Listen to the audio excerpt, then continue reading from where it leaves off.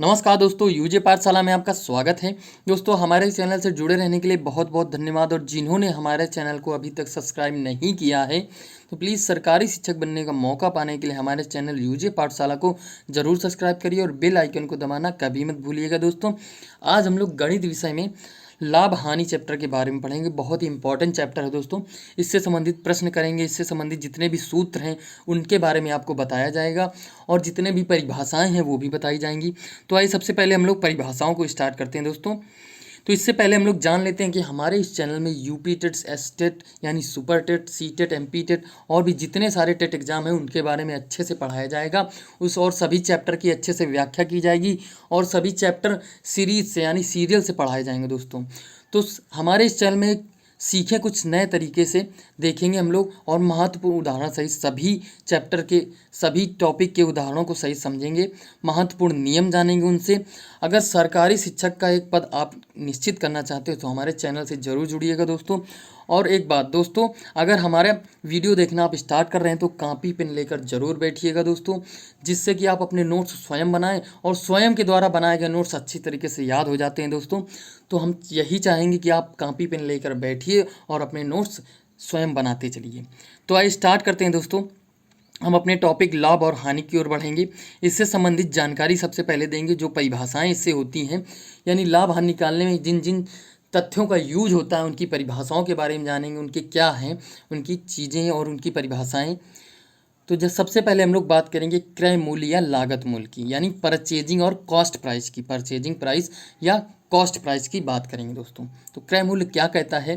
क्रय मूल्य वह होता है किसी वस्तु को जिस मूल्य पर खरीदा जाता है, यानी हमने किसी वस्तु को खरीदा तो वह जो जिस मूल्य पर खरीदी हमने, या किसी वस्तु को खरीदने में जो लागत आती है, मतलब कि वो खरीदी जो वस्तु उसमें जितनी भी लागत आई, हमारे जितने भी रुपए खर्च हुए दोस्तों उसको खरीदने में, वह मूल्य होगा, वही मूल्य जो होगा वह क्रय मूल्य या लागत मूल्य कहलाएगा दोस्तों।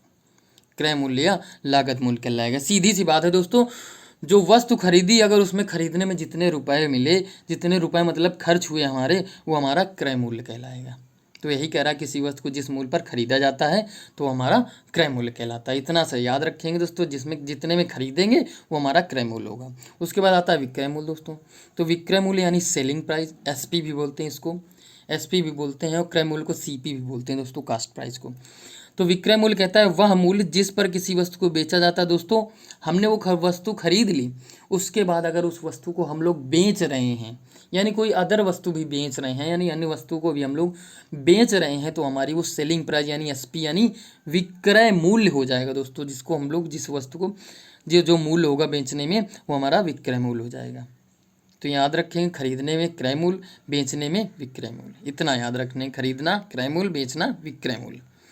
इसके बाद आते हैं दोस्तों अंकित मूल्य क्या होता है वो देखेंगे। अंकित मूल्य यानी मार्केट प्राइस, मार्केट प्राइस जो अंकित मूल्य होता है वह होता है वह मूल्य जो किसी वस्तु पर या उसके पैकेट पर लिखा या अंकित रहता है।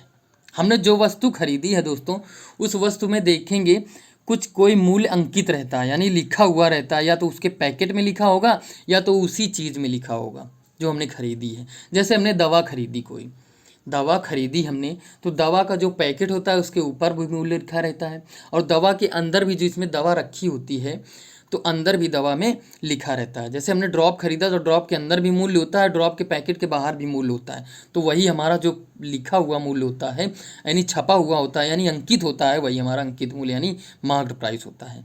उसके बाद आते हैं दोस्तों, हम लोग जो टॉपिक पढ़ रहे हैं उसके बारे में जान लेते हैं, यानी लाभ के बारे में जान लेते हैं, यानी प्रॉफिट कहते हैं इसको अंग्रेजी में। तो लाभ क्या होता है दोस्तों? लाभ क्या होता है इसके बारे में पढ़ेंगे हम लोग। लाभ कहता है जब किसी वस्तु का विक्रय मूल्य क्रय मूल्य से अधिक हो। दोस्तों याद रखेंगे, लाभ निकालने का ये भी तरीका याद भी रखेंगे, एक तरह का ये नियम भी है कि जब किसी वस्तु का विक्रय मूल्य, यानी हम लोग उसको बेचेंगे क्रय मूल्य यानी खरीदने से ज़्यादा में, जब हम लोग बेचेंगे खरीदने से, मतलब खरीदी हमने सस्ते में और बेची अधिक में, तो हमें क्या होगा? लाभ हो जाएगा। तो वस्तु का को बेचने पर लाभ होगा दोस्तों। विक्रय मूल्य अधिक होगा, क्रय मूल्य कम होगा, तो हमारा क्या होगा? लाभ होगा, वही हमारा लाभ हो जाएगा। क्या होगा? लाभ कहलाएगा। यानी विक्रय मूल्य अधिक हो, क्रय मूल्य कम हो तो हमारा लाभ होगा वो। अब हानि की बात करते हैं यानी लॉस की बात करते हैं, तो लॉस क्या होता है, जब विक्रय मूल्य क्रय मूल्य से कम हो तब वस्तु को बेचने पर हानि होती है दोस्तों। तब वस्तु को बेचने पर हानि होती है। क्या होती है दोस्तों, हानि होती है। तो इसके बाद दोस्तों इसमें हानि का मतलब क्या हुआ, विक्रय मूल्य हमारा कम हो जाएगा, तो वो भी बात है कि हमने बेचा कम में खरीदा ज़्यादा में, तो हमारा मामूली सी बात है दोस्तों, वो हमारा हानि ही होगी दोस्तों उसको बेचने में, तो वही हमारी हानि कहलाएगी। इसको कुछ सारणी में देख लेते हैं कि किसमें हानि कैसे लाभ होता है। तो हमने क्रम लिया है, 3 क्रम है। क्रय मूल्य इसमें लिखा हुआ है, विक्रय मूल्य लिखा है, उसमें देखते हैं लाभ या हानि होगा जो लिखेंगे। तो हमने क्रय मूल्य देखा 5,000 है, विक्रय मूल्य उसी वस्तु का 6500 है यानी 6,500 है। तो हमने देखा क्रय मूल्य कम है, 5,000 कम है और विक्रय मूल्य अधिक है, तो विक्रय मूल्य जिसका अधिक होगा दोस्तों क्या होगा, वहाँ पे लाभ होगा, वहाँ पे लाभ होगा। क्रय मूल्य 8,000 है, इसमें 6500 यानी 6,500 विक्रय मूल्य ही है, उतना ही, तो यहाँ पे हमारा क्या हो जाएगा, हानि, क्योंकि विक्रय मूल्य कम है। अब यहीं पे 8,000 हमारा क्रय मूल्य, 9,000 विक्रय मूल्य, तो विक्रय मूल्य हमारा अधिक है, इसलिए यहाँ पे लाभ हो जाएगा दोस्तों, यहाँ पे हमारा लाभ हो जाएगा दोस्तों। तो इसको अगर सूत्र इसका बना लें लाभ हानि का कैसे निकलेगा वो देख लेते हैं कि लाभ निकालने के लिए क्या सूत्र होता है। तो लाभ निकालने का सूत्र होता है दोस्तों, क्या अधिक था, विक्रय मूल्य लाभ में अधिक होता है, तो विक्रय मूल्य से क्रय मूल्य को घटा देंगे। जो चीज़ अधिक होगी, अगर लाभ पूछ रहा है तो विक्रय मूल्य से क्रय मूल्य को घटा देंगे, तो वही हमारा आंसर आ जाएगा लाभ।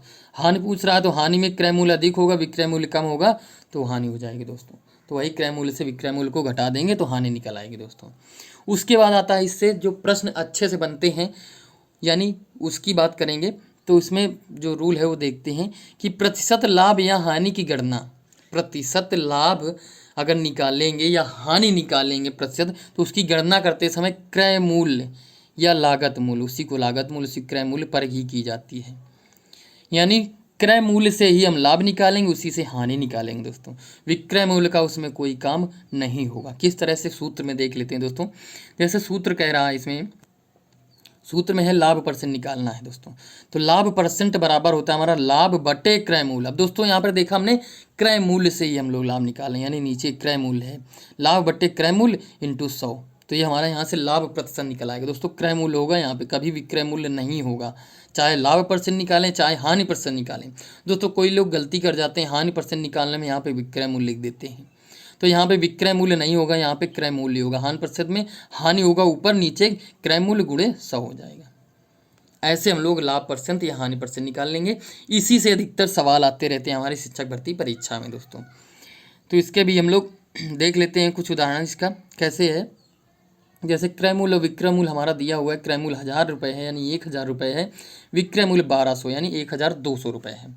तो इससे हम लोग देखेंगे विक्रय मूल्य अधिक होता है, तो हमने पता है कि विक्रय मूल्य अधिक होगा तो यहाँ पे क्या होगा, लाभ होगा। तो लाभ निकाल लेंगे दोस्तों, कितना, 1,200 में 1,000 घटा दिया, 200 रुपये हमारा लाभ आ गया। अब लाभ प्रतिशत की बात करता है तो दोस्तों हमने फार्मूला पढ़ा हुआ था अभी, लाभ प्रतिशत बराबर लाभ बटे क्रय मूल्य। दोस्तों क्रय मूल्य याद रखेंगे, क्रय मूल्य होगा नीचे गुणे 100, तो लाभ कितना हुआ, 200 रुपये का, क्रय मूल्य हमारा 1,000 रुपये यहाँ दिया हुआ है, उसके बाद गुणे 100 कर देंगे, को काटा पीटा तो हमारा क्या आ गया, 20% हमारा लाभ आ गया दोस्तों, 20% यहाँ से लाभ आ गया। अब उसी जगह एक और सवाल है, क्रय मूल्य हमारा दिया है 5,000, विक्रय मूल्य दिया है 4,500 यानी 4,500 रुपये। अब हमने देखा विक्रय मूल्य कम है दोस्तों, तो विक्रय मूल्य कम है हमारा, तो यहाँ पे हानि होगी दोस्तों। बेचा हमने कम में है तो हमको हानि होगी, तो यहाँ से हानि निकाला हमने, 5,000 में 4,500 घटाया तो 500 रुपये आ गई हमारी हानि।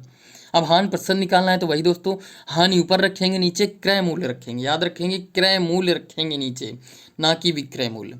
तो 500 रुपये हमारी हानि थी, 5,000 रुपये हमारा क्रय मूल्य है, इंटू 100 कर देंगे, इनको काटा तो हमारा 10% यहाँ से हानि आ जाएगी, 10% यहाँ से हानि प्रतिशत आ जाएगा।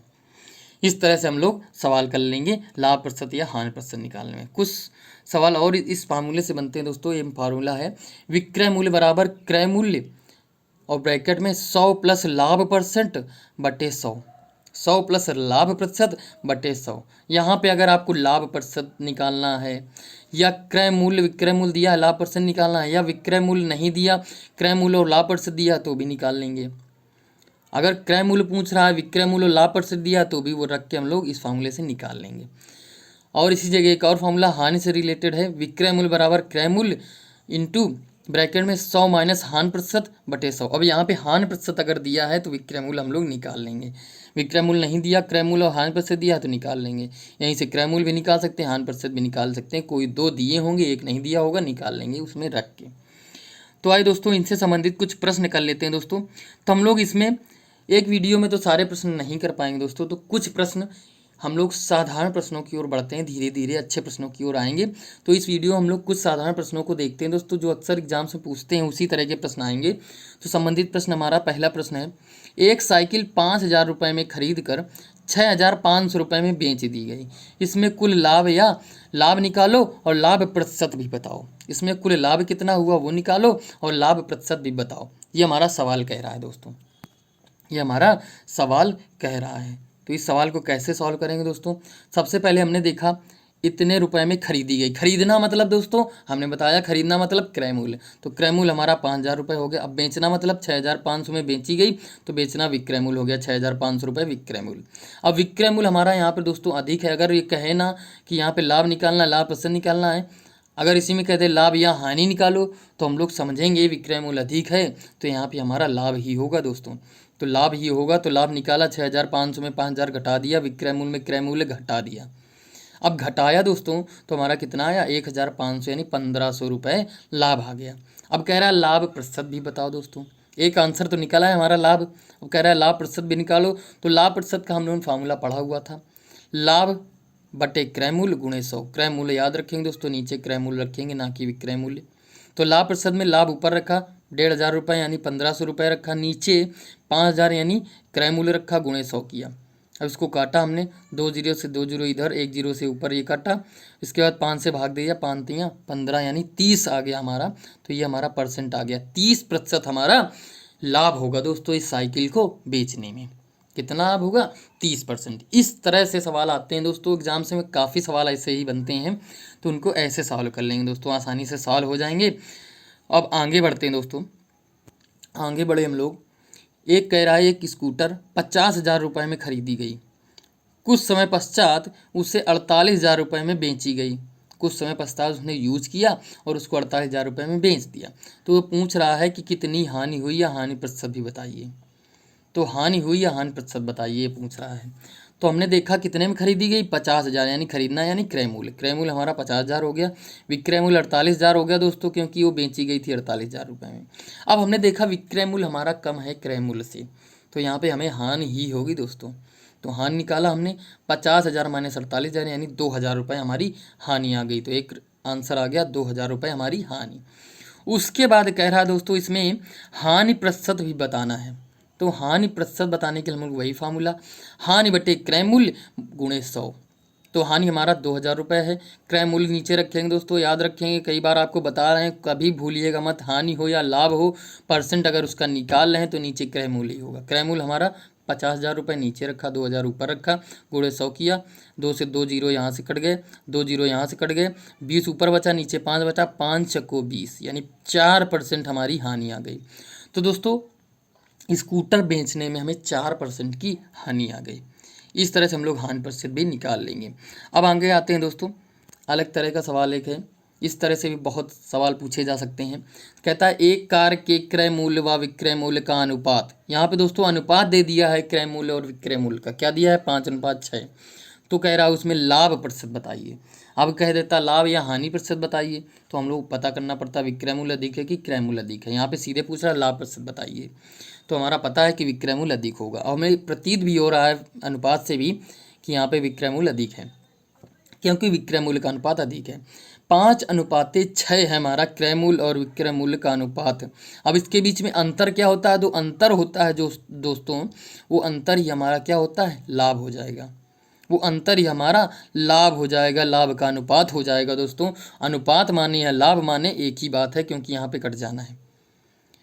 तो दोस्तों देख लेते इसमें एक आया अंतर, तो अंतर हमारा लाभ हो जाएगा। ये मान लेंगे लाभ हमारा 1 का हुआ है, 5 से 6 गए हैं यानी हमारा 1 का लाभ हुआ है। तो लाभ प्रतिशत निकालने हैं, तो लाभ बटे क्रय मूल्य हमारा 5 दिया हुआ, 1 हमारा लाभ हो जाएगा। मान लेंगे दोस्तों, क्योंकि यहाँ अनुपात दिया हुआ है, दोनों अनुपात हैं, तो अनुपातिक मान हमारा यहाँ से कैंसिल हो जाता है। इसको सॉल्व करेंगे, 1/5 गुणे 100 कर लेंगे, तो 5 से 100 को काटा 20 बार गया, तो 20% हमारा यहाँ से लाभ आ गया। तो दोस्तों कार को बेचने में हमें 20% का लाभ हो जाएगा दोस्तों। इसमें हमें फ़ायदा हो गया कि उस व्यक्ति को कार बेचने में। इस तरह के भी सवाल बन सकते हैं दोस्तों, ये अनुपात में पूछ सकता है।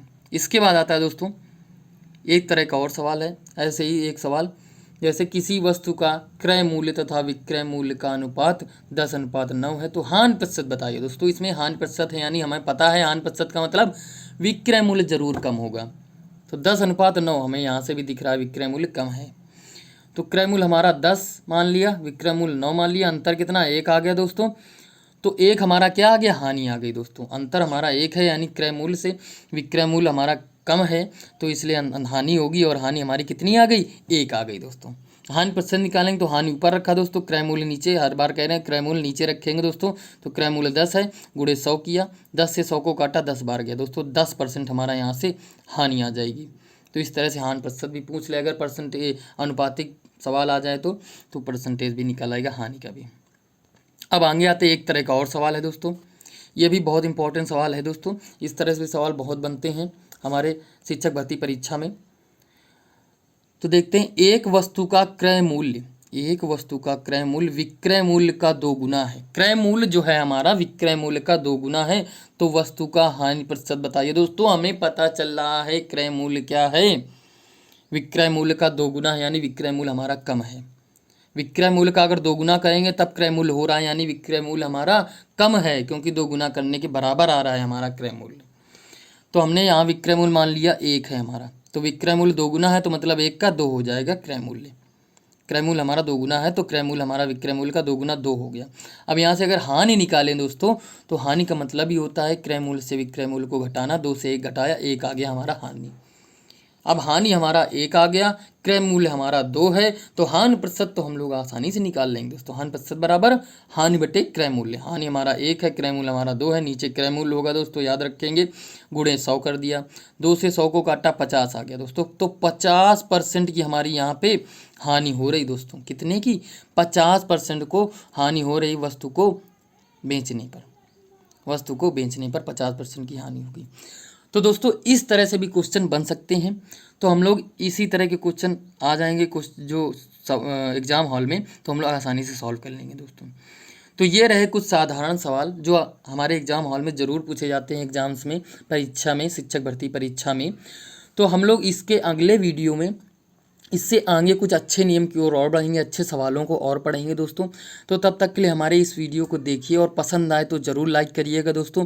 और कुछ ना समझ में आ रहा हो, इससे संबंधित आप एक्सरसाइज लगाकर देखें। अगर कुछ ना समझ में आ रहा हो तो उस प्रश्न को हमारे कमेंट बॉक्स में ज़रूर बताइए, हम उसका निवारण आसानी से करेंगे, उसको हल करके आपको दे देंगे दोस्तों। और अगर सरकारी विद्यालय में एक सीट पक्की करना चाहते हो तो हमारे चैनल यूजे पाठशाला को जरूर सब्सक्राइब करिए, और बेल आइकन को कभी मत दबाना भूलिएगा, जिससे हमारे अगले वीडियो को नोटिफिकेशन आपको तुरंत प्राप्त हो जाएगा और आप उस वीडियो को सबसे पहले देख सकेंगे। तो दोस्तों इसी के साथ हम मिलेंगे अगले वीडियो में नए अंदाज में। जय हिंद दोस्तों।